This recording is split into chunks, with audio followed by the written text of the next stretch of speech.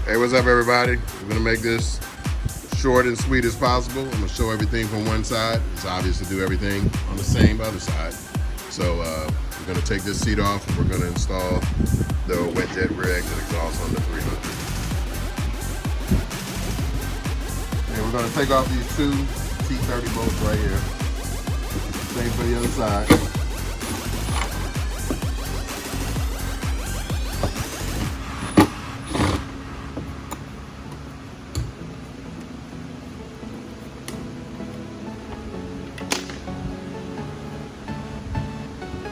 You'll have some clips right here, here, here, here, and here that you have to get out. They're like the clips that you use like in the door of a car.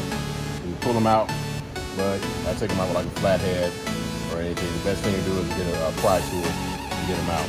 Then you're going to take out these.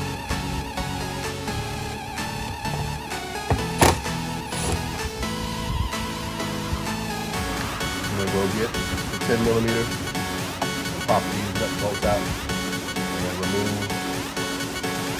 the antifreeze tank and the coolant tank. Okay, we're going to take the coolant tank out. There's two tabs right here. You push them in, and you can get it out.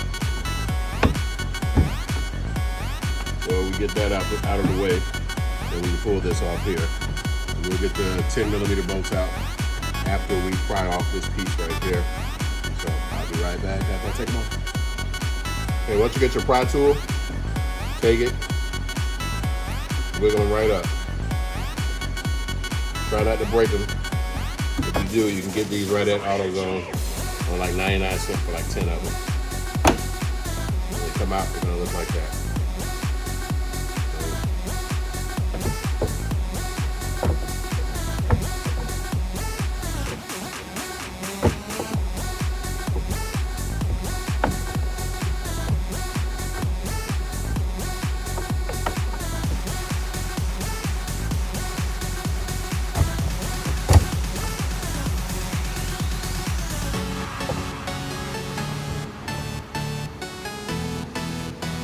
Sometimes it helps to take a screwdriver to lift up the edge, depending on what type of pry tool you got.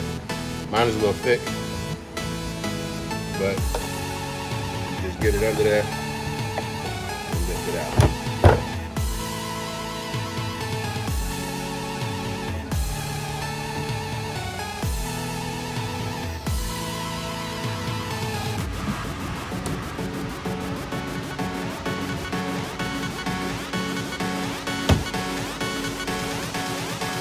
Okay, when getting the grab rail off, you need a 10 millimeter socket and a deep socket because it's got a long bolt on the back.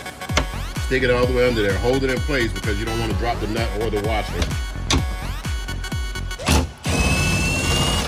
You'll feel it come loose. Take the bolt out. Move this real slow. And you'll have the washer and the nut. You're going to do that for every bolt. Then it'll come off, then we'll get to the engine bay. Grab rail off, you'll have a lot more room, full access to the engine bay. And get down to the good part. And now we're in here, we're gonna move that resonator box. So we're gonna have to unconnect your water line from here, undo the water box, undo this, come over here, and you're gonna undo first strap on the 3-inch band connected to the water box. You'll be able to pull the water box out and get the resonator out. Only got one hand, so I'll show you the pieces and I'll show you the process the best I can. But you'll be able to see the picture when it's done.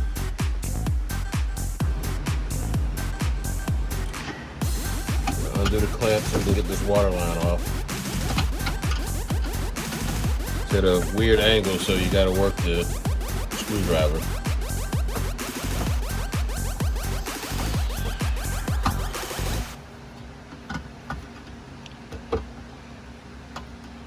You'll feel it when it's moving. Then when you put these back, try to reposition them where you can actually tighten them a lot better.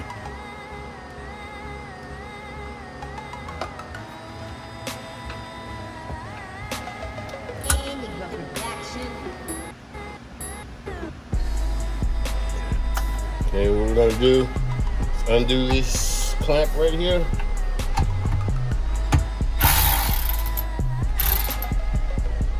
Loosens right up. Give it a couple tugs.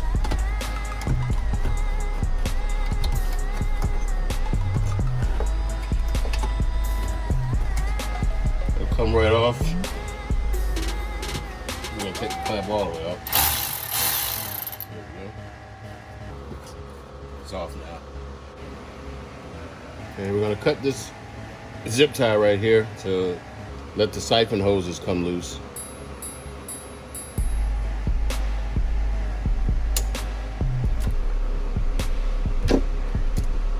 Then you'll be able to get those around the pipe, and you can re-zip tie them later in another location we'll get to at the end. Then we're going to undo the straps to the water box. They go right there in the back. So we're going to undo this and undo this bolt right here, and we'll be able to pull the water box out to be able to get to this resonator to finesse that out. I'm going to press this clip in on your exhaust temp sensor, and you press it, give it a firm pull, it'll pull right off, so that way you can move the water box out. Okay, just so you guys know, there's a bolt right here, 12 millimeter. You're gonna have to undo that clamp. The clamp, in turn, lets this body go to your exhaust. It's where it goes onto the water box. When you pull this off, you'll be able to get the water box and maneuver it all the way off. So just wanted to show you that. You have to undo this whole assembly and then get it back in place. Okay, what we did, we undid the clamp. You can see the water box is loose. And what you want to do is take your hands and pry off the coupler. Scoot it forward, pry it off. Stick the coupler back on so you don't lose it with the clamp. Move the hoses out of the way. And you should be able to pull up the water box, which is a pain in the ass to get out. You got to get it around the pipe. Ta-da! Water box out. Pain in the ass, but it's doable. Hope you're limber. So let's move on to the next step. Okay, you're gonna undo that clamp. That strap on the heat exchanger. There's two of them.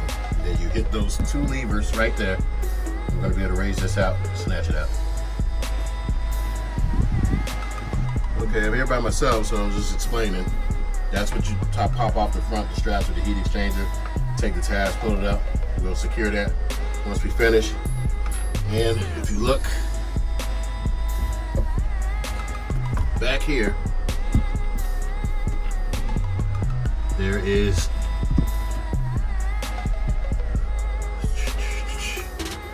there's a nut. You really can't see it that good. It's right there. You want to undo that, you need a really long screwdriver to get there, unloosen that, and then we'll be able to take the resonator out. This is what we use. Okay, here we go. This is what we use to get the long bolt out on the resonator.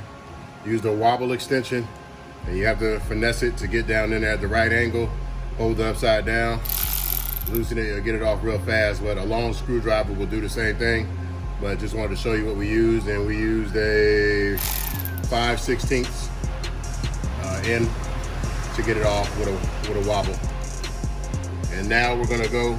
We got it loose. I kept this on here so I can get some leverage. You wiggle it up, it comes loose. And once you feel it come loose, you have to move all this crap out of the way, and then you can pull it out. All right, this part was pretty hard and aggravating. If you got an extra set of hands, it's gonna help a lot. Because once you get this done, we undid the intercooler straps. Didn't take the intercooler all the way out. We undid the straps so it can wiggle and give us some play. And normally you don't have to do that, but it was easier. So you wanna take it and orientate it, twisting it to you. Don't twist it away from you. But you twist it to you and fight it, and then it'll come over, and you'll be able to maneuver it out. And then we move the hose. got a lot of stuff in your way.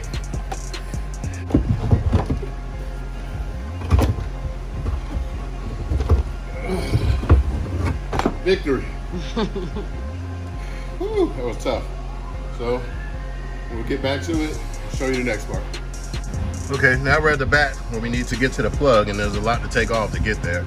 So I'm gonna take off all those IBR guards and get this IBR guard off, and then get here to lift it up so we can get that the through hull out of there, the stock one, and put the OEM plug in there before we get to the fun part of cutting for the outlet. So get right back to it.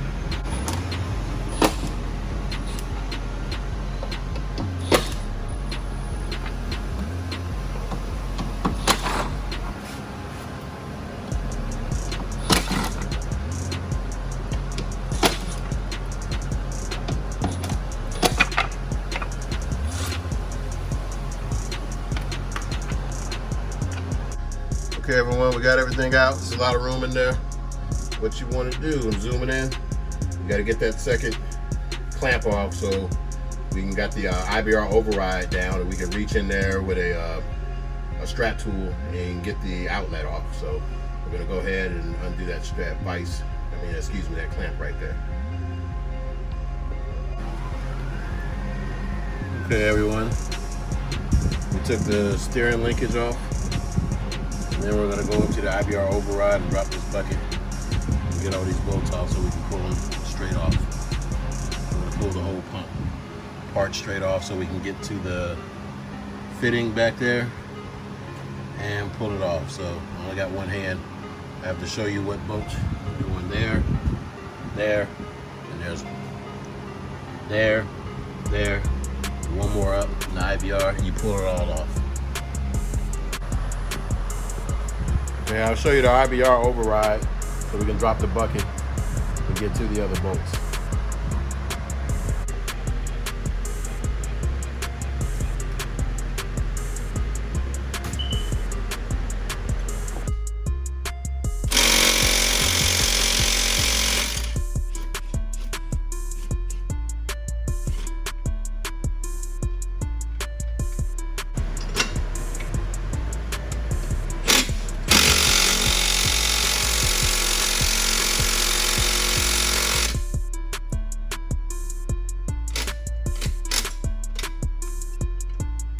All right, I'm back. Those pieces are off. It was the exact bolts that I showed you. So you can see all the way in the pump tunnel. And now you can get your strap wrench on there and get that off. So we'll show that here in a second. I feel like I could have got that in my hand. Sure.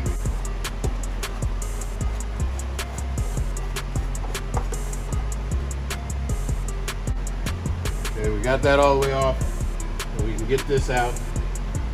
We're gonna save the gasket for afterwards, and we're gonna pull it out from the inside. Okay, you pull the gasket off. All you gotta do is once you get that nut off, start tapping it to the inside, it'll fall in. But you can't pull it out this way, obviously. It only goes from one side. So once you get the gasket off, just go back around, reach in, pull it out, and then we'll put the plug on the same way. Stick it in here, switch the nut off from the back. Okay, just to show you guys, so I won't be able to show you because I don't have so many hands, but this is the orientation it goes. Plug, gasket, the lock washer that you took off before. So you take the lock ring off. I'll just show you how it looks. This is gonna go on the other side of the hull. This gasket is gonna go on the other side of the hull, and you slide it above the threads right here. Go in the hull, stick this on here, get it on there nice and firm. You gotta reach real far. And you're gonna spin this on and use a strap wrench to get it super tight. But right here, this is supposed to be a good sealer, but what I'm gonna do, add a little bead of silicone right here, and then put it back. It's always good to have extra protection. It's not gonna hurt. So I'll show you the finished product.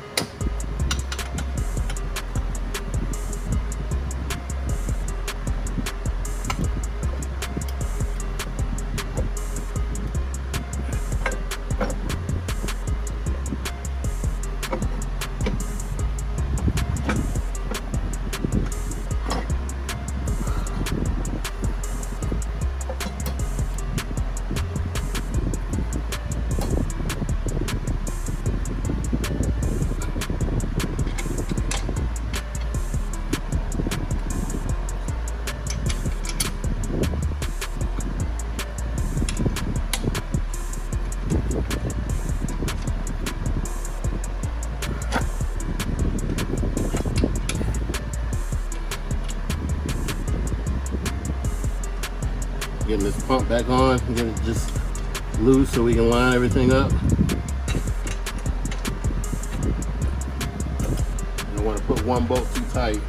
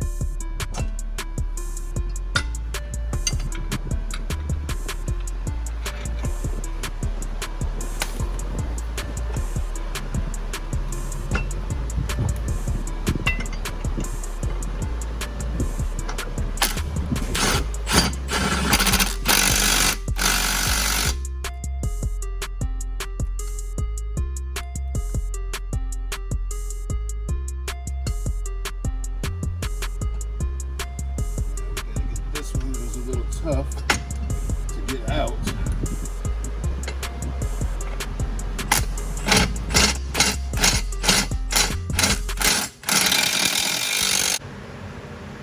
Okay, what you want to do is when you get your IBR back in here, put it on tight. I got a ratchet, so you got a power ratchet, way better.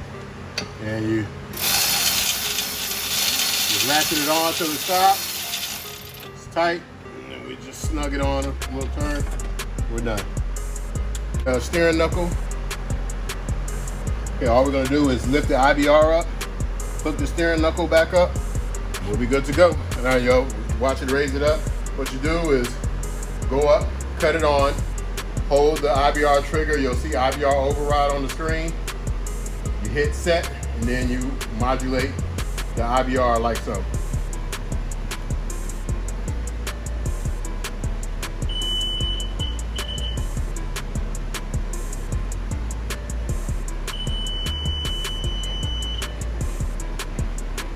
Keep tapping, you gotta keep holding the trigger. Tap up, it moves up in small increments. This is how you work on the button when it's not on. Don't cut the power on because we got the exhaust and everything on the hook.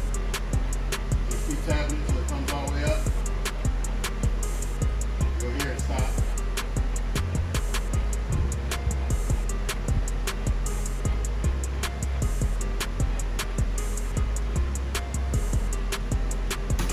Once you get the IBR bucket back up, just hand tighten the nut on and get it snug. There we go.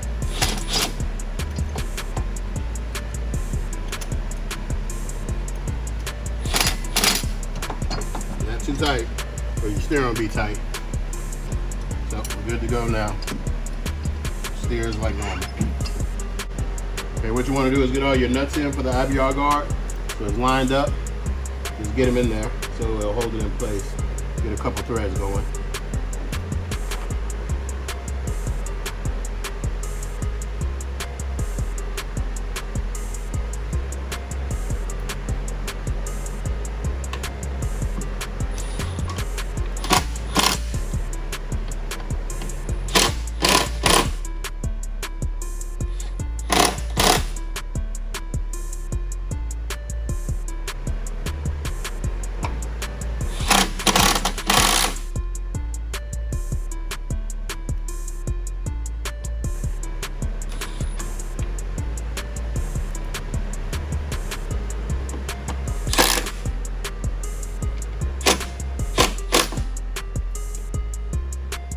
there snug and good. Okay, we got a template cut. This comes in the kit. This is where you're going to put your hole. For our kit, you use a 2 3/4 hole saw. We don't do the 3-inch hole here because all our kits are universal. So we're going to go right here and then wire everything up. So once you get your template lined up, you don't have to tape it all over. Just tape it at the edges so it lines up with the notch. It lines up with the bilge here. It says it right on here for you, the bilge drain. And we're going right here. So let's get to the work. Okay, so you get the drill bit right on your dot. You get your guide, put it on drill, the highest setting you can get. We're gonna take this on here the best we can. Go slow.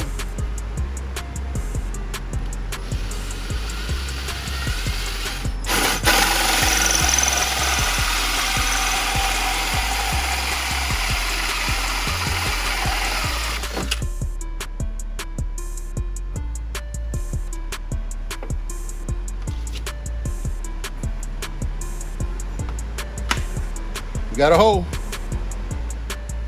Okay, fits perfect. Snug. We just got to drill the holes.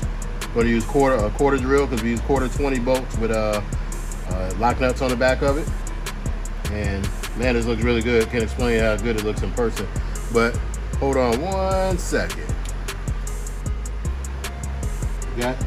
Could always go with the classic red to go with the wrap. I think gold looks the look that we're going for. Just see how that looks. Man, you can't go wrong with red. With the wet jet wrap, decision to make. When we fire it up, you'll see which one that we end up going.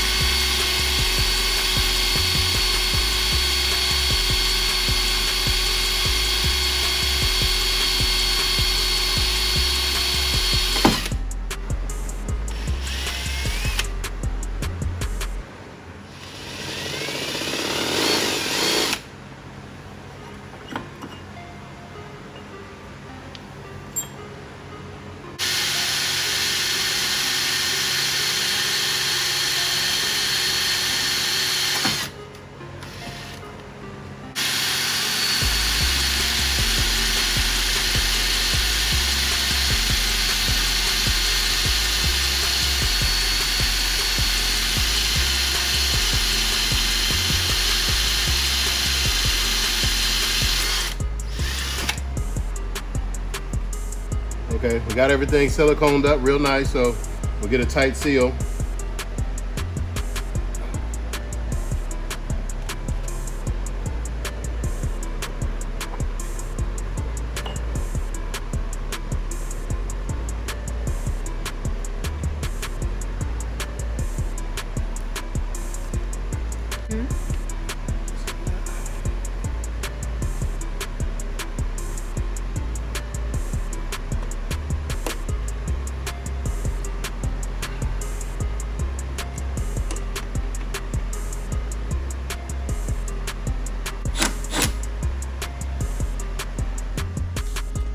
Okay, everyone,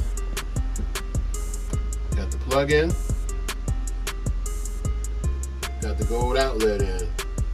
So pretty much all we're doing now is going to buckle up the mid pipe to the water box and then hook everything back up. So just do everything in reverse. You move the heat exchanger, zip tie it down, lock it up. There's some straps right there. And it's best to zip tie it right back down on the mount and put the cover right back over it. And then you're gonna get these siphon tubes. And we're gonna zip tie those up also. And pretty much here we got the couplers already on. I wanted to show you this before we get inside the hull because you won't be able to see it. Take this, tighten it down on the outside. You're gonna have to get some window cleaner or something to slide it on, get your tight fit. Make sure the clamp is behind the bead roll. There's not really that much pressure down here. You're gonna T-bolt clamp the top. That's where you get most of your pressure and your exhaust to blow off. But once you get this in here, you get you a power ratchet. You're gonna have to reach in that hole a long way in the power ratchet. Fit it, you lube up this, slide it onto the fitting. You take your power ratchet, zoop, and get it on, and you're locked down. And then we'll be able to manipulate this up here. Okay, just to show you, it's all the way down on there, just slid on. It's not tightened down by the power ratchet yet. We'll crawl into the hull literally and reach down in there and tighten that bolt way back yonder on that clamp. So that we already tightened the top one, but we'll snug them both up as soon as we get down there. And we have to put the water box back in here and tidy everything back up, and then we can give you a sound clip. Okay, just show you where we're at here. We got the water box back in and everything's hooked up.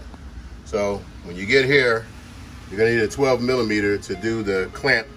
It clamps pretty much the exhaust manifold right here to the motor, to the water box. That's the trickiest part, but you took it off. It's kind of obvious how it goes back on. Just make sure you got a nice tight seal and have the bolt up so you can tighten it with the 12 mil. You're gonna tighten that hose, leave everything loose until you get the fitting, because it fits just right and you gotta slide it right on, but it's perfect fit. So the finished pipe, you won't be able to see the welds. It's all one coat, powder coat, red, of course, the wet jet color. And we got the blue couplers and we got the black couplers, just depending on what kit you get and what we have in stock. But all of them work the same, all high temp, no melting, no nothing. So we're gonna tighten this all up. Once you get it tight, you're gonna have to go all the way back there with that power ratchet and tighten down those two, or the one if you left it. And then you're gonna come back, then tighten these last. So, because you wanna go down there first. Then once you do that, we're gonna tidy up all these wires and straighten everything up. Remember to hook your temp sensor back up. And for everything out here, you just do it in reverse.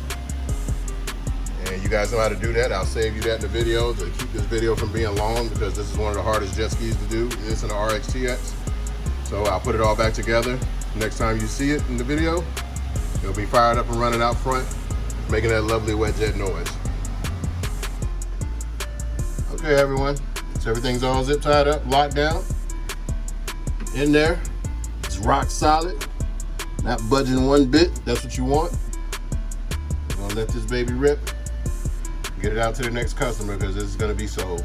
So, hope you like this tutorial. Everything's back in the order. We gotta clean everything up because we're a bit dusty, but you get everything back to normal, put back together, you'll have a fine exhaust system from Wet Jet Performance, or anybody who sells this exhaust system, because it's pretty much about the same steps, but we do agree that ours sounds better. So thanks for watching. You guys have a great one.